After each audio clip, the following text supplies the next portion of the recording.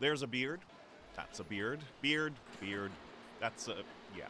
Whether of the artisanal, designer, or woodland varieties, beards are back. Everyone from hipsters to Hollywooders seem to be bushy these days. Some men, like my dad, could pull it off. Others, like his son, ugh. But what if you've always wanted facial hair but can't manage more than a few whiskers? Basically, we took 1,500 grafts all from the back of the scalp, and we transferred them all to these different regions. A couple of years ago, most plastic surgeons, like Dr. Jamil Azaria, only performed the odd facial hair transplant to cover a burn or a scar. Not anymore. It's grown from something that I would do maybe 2 or 3 procedures a year for full facial transplantation to something we're now doing on a weekly basis.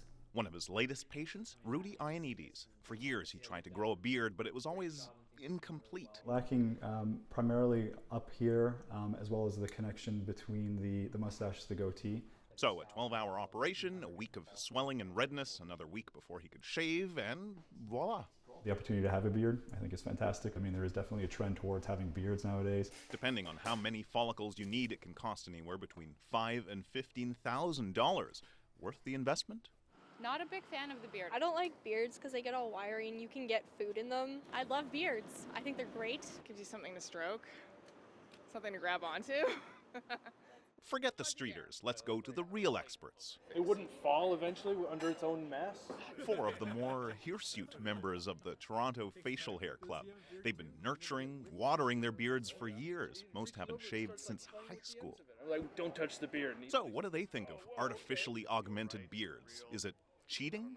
Their answer surprised me. If they need that, if they want that, that's great, and I'll support them. Yeah, if someone is making that commitment, go for it. Yeah. A year from now, these beards will be heading to Austria for the World Beard and Mustache Championships. And they say they're always willing to add a new member to the team, regardless of where their hair hailed from. Though, of course, there's been no ruling yet on the admissibility of boosted beards. Kim Brunhuber, CBC News, Toronto.